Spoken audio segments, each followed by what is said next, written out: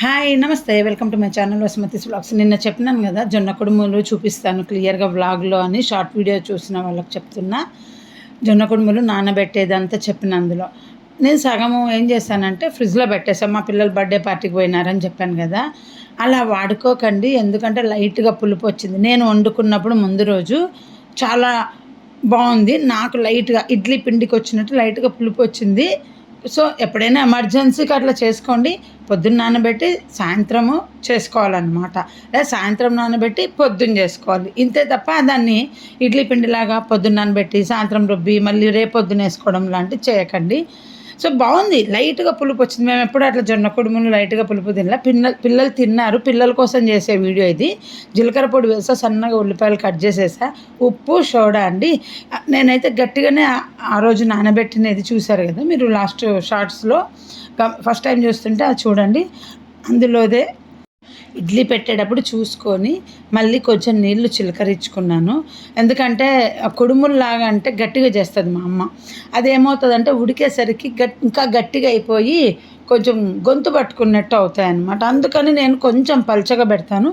ఈ సోడా వేసుకోవడం కూడా నేను కనిపెట్టుకున్నదే, మా అమ్మది కాదు. రెసిపీ అయితే మా అమ్మదే, అంటే మా నాన్నమ్మ వాళ్ళు చేసేది. మా ఇంట్లో అందరికి ఇష్టం. మా అమ్మ ఏం చేస్తుందంటే ఇలా ముద్దల్లాగా పెట్టేస్తుంది. నేను అంటే 2 బాల్స్ లాగా, అదేమంటారు, ఇట్లా ముద్ద కడతాం కదా, అట్లా ఓవెల్ షేప్లో 2 ముద్దలు కట్టి రెండు విడివిడిగా ఇడ్లీ స్టాండ్లో పెడుతుంది. నేను అట్లా కాకుండా ఇడ్లీ లాగే పెట్టి దాన్ని హాఫ్ కూడా కట్ చేస్తా.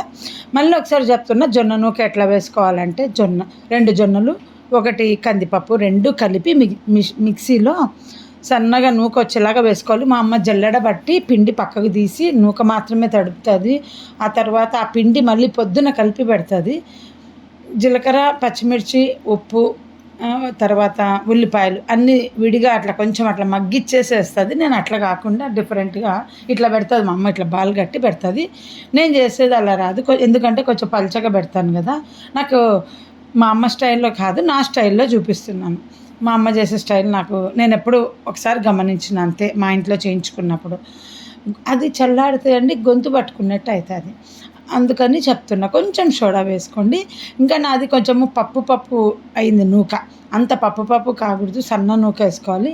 నాకు ఒక థాట్ వచ్చింది, జొన్నలు కందిపప్పు 2 బియ్యము ఇడ్లీ నానబెట్టుకొని మిక్సీకి వేసినప్పుడే సన్న నూక వేస్తే బాగుంటుందేమో అనిపించింది. బరగ్గా మిక్సీలో కొంచెం వెట్టు మీద సన్నగా అవుతుంది కదా, ఐడియా వచ్చింది. ఎప్పుడన్నా చేస్తే చూపిస్తాను మళ్ళీ అది.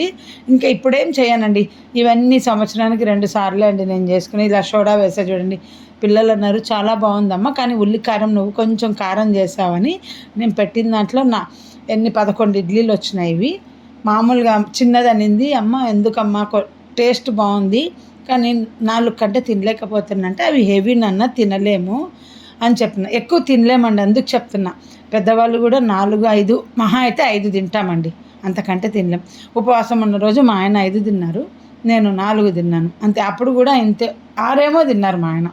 3 పాత్రలు పెట్టినాను అప్పుడు. షార్ట్ వీడియోలో చూసింటారు. సో జొన్న నూక కంది కుడుములు, దీన్ని చాలామంది మిషన్కి కూడా వేయించుకుంటారండి. మిషన్కి వేపిస్తే పూర్తి పిండి పడింది ఒకసారి, నాకు వేరే వాళ్ళు పంపించినారు. సో నేను ఆవులకు పెట్టేశాను. నాకు తెలియదు అంత సన్న నూక వేసుకోవడం. యాక్చువల్గా ఇది ఎంత సన్నగా నూక వేసుకోవాలంటే, మనం గోధుమ రవ్వ పెట్టుకుంటాం కదండి, ఉప్మా, ఆ సైజులో ఉండాలండి. చెప్పాలంటే ఆ సైజులో వచ్చేలాగా పిండి జల్లెడ పట్టుకొని నూకను సెట్ చేసుకోవాలి. నేనైతే ఆల్రెడీ జొన్న నూక ఇంతకుముందు చేసినాను కదా, మీకు వీడియోస్లో చెప్పినాను. ఆ నూక ఫ్రీజర్లో పెట్టుకోండి. సన్నగా వచ్చిన నూకను ఒకరోజు జొన్న సంకటి చేసినాను, చూపించిన ఇంతకుముందు సమ్మర్ స్టార్టింగ్లో. ఆ నూక తీసుకొని వాడా. కొంచెం జొన్న సంకటికి అంత సన్న నూక బాగుండదు, కొంచెం లావుగా ఉండాలి. 3 రకాలు నూక సపరేట్గా చేసుకొని పెట్టుకున్నా. అంటే జల్లెడ పట్టేటప్పుడు 3 సార్లు జల్లెడ పట్టేస్తే 3 రకాలు వస్తుంది, 3 ప్లేట్లు మార్చి అట్లా విడిగా పెట్టుకున్నా. సో ఇది ఏంటంటే మనకు బాగుంటుంది, హెల్తీ. తర్వాత పెరుగు వేసుకొని కూడా తినచ్చు, టేస్ట్ బాగుంటుంది. పండుమిర్చి గోంగూరతో కూడా తినుకోవచ్చండి, ప్రాబ్లం లేదు. పులుపు ఇంపార్టెంట్, అంటే చప్పగా ఉంటుంది కదా. మేమైతే ఉల్లి కారం తప్ప ఏం తినమన్నమాట. నాకు అనిపించింది పండుమిర్చి గోంగూర పచ్చళ్ళు చేసుకొని తింటుంటారు చాలామంది, రొట్టి పచ్చళ్ళతో బాగుండదు. మళ్ళీ తీయపప్పు అని చేసుకొని మెంతిపప్పు దాంట్లో కూడా తినచ్చు, బాగానే ఉంటుంది. నేను విన్నాను, మా అమ్మ చెప్పింది, దాంతో కూడా బాగుంటుందని. ఇంకా ఆవకాయతో ఏం బాగుండదండి. నాకైతే ఉల్లికారమే చాలా ఇష్టం. చిన్నప్పుడు మా పిల్లలు బెంగళూరులో ఉన్నప్పుడు పెద్ద తినకుండా అంటే ఏం చేసేదాన్ని అంటే మామూలు ఇడ్లీ చేసి ఇది కొంచెం చేసేదాన్ని. పిల్లలు మామూలు ఇడ్లీ తినేవాళ్ళు, నేను మా అని తినేవాళ్ళం. ఇప్పుడు పెద్దగా అయినాక పిల్లలకు కూడా నచ్చుతుంది. లంచ్ బాక్స్ కూడా మా చిన్న పిల్ల తీసుకెళ్ళేది స్కూల్కి కూడా ఇంతకుముందు. నాకు ఇష్టం అని. అంత బాగుంటుంది టేస్ట్. ఒక్కసారి ట్రై చేసుకోండి. ఇవన్నీ కూడా మీరు రెగ్యులర్గా చేసుకొని తినమని నేను చెప్పను. ఏ వెరైటీ అయినా కొత్త రకం చేస్తే దాన్ని చాలా లాంగ్ గ్యాప్లో చేసుకోవాలి. నేను చూడండి జొన్న సంకటి 2 సార్లు చేసుకుంటా సమ్మర్లో, జొన్న కుడుములు 2 సార్లు చేసుకుంటా, రాగి సంకటి 2 సార్లు చేసుకుంటాను. అలా తర్వాత అలసందలు పండగలప్పుడు సంవత్సరానికి 2 సార్లే చేసుకునేది. వడలు, అలసంద వడలు, ఇంక బొబ్బట్లు కూడా సంవత్సరానికి 2 సార్లే. ఆ 2 సార్లలో కూడా మిస్ అయితే మా పిల్లలు చేయనీరు. అలా ప్రతి వెరైటీ ఎక్కువ చేసుకోకూడదు. ఇంకో విషయము, ఇడ్లీ పాత్రలో ఎప్పుడు మంచినీళ్ళు వేయండి, ఫిల్టర్ వాటర్ వేయండి. ఇడ్లీ పాత్ర లోపల వైట్గా ఉండదు. చాలాసార్లు చెప్పినా నేను కూడా ఇప్పుడు అదే వేసా. అస్సలు లోపల వైట్గా వచ్చేదే ఉండదు.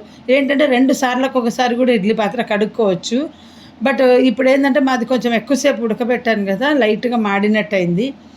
ఇంకోటి, ఇడ్లీ కంటే కూడా ఎక్కువసేపు ఉడకబెట్టాలి. చూసారు కదా, మాత్రం వెట్టుగా కుడుములు పెడితే ఏమవుతుందంటే స్టీమ్ కదా, స్టీమ్ కుడుములు. సో పప్పు స్టీమ్తోనే అవుతుంది. ఇడ్లీలాగా గట్టిగా పెట్టకూడదు. అలా పెట్టుకుంటే చూసుకోండి. ఉల్లికారం, ఉప్పు, అంతే, ఇంకా ఏమీ లేదు. నేను చేసుకున్నప్పుడు ముందు రోజు ఏం చేశాను, నూనెలో వేపి ఉప్పు కారం వేసి మిక్సీకి వేసుకున్నా. నాకు అది నచ్చుతుంది. మా పిల్లలకు మా అమ్మ స్టైల్లో ముందు మిక్సీకి వేసి ఉల్లిపాయలు, ఉప్పు, కారం, తర్వాత మగ్గించడం. నాకు ఈ స్టైల్ ఈ మధ్య నచ్చట్లేదు. ఎందుకంటే దీంట్లో కొంచెము ఈ మధ్య ఉల్లిగడ్డలు చేదుగా ఉంటున్నాయి. ఇట్లా ఎంతసేపు మగ్గించినా కానీ నాకు ఆ టేస్ట్ నచ్చట్లే. ఎప్పుడైనా ఉల్లికారం ట్రై చేయండి. నూనెలో కొంచెం వేపండి, అంటే లైట్గా బ్రౌన్ వచ్చే వరకు భలే ఉంటుంది. అది దోశలోకి దేనికైనా చూడండి, చాలా బాగుంది. ఇట్లా కాకుండా కూడా మనము ఇట్లా హాఫ్కు కట్ చేసుకోవచ్చు అనమాట. లంచ్ బాక్స్లోకి అది పెట్టినప్పుడు, ఎందుకంటే ఇలా తుంచితే విడిపోతుంది. నాకు బాగా గుర్తు, అమ్మ వాళ్ళది గట్టిగా ఉంటుంది నమిలేటప్పుడు కుడుము. నాది అంత గట్టిగా ఉండదండి, ఇడ్లీ తిన్నట్టు స్మూత్గా ఉంటుంది. అయితే ఆ కందిపప్పు చెప్పినాను కదా, సన్నగా వచ్చేలాగా వేసుకోండి. ఒకవేళ నేను చెప్పినట్టు కొత్తగా ట్రై చేసేవాళ్ళు మిక్సీలో 2 నానబెట్టుకొని ఫస్ట్ ట్రై చేయండి. బాగుంటే నాకు చెప్పండి కామెంట్లో, ఏదో ఒక వీడియోలో, ఇదే వీడియోలో అని కాదు.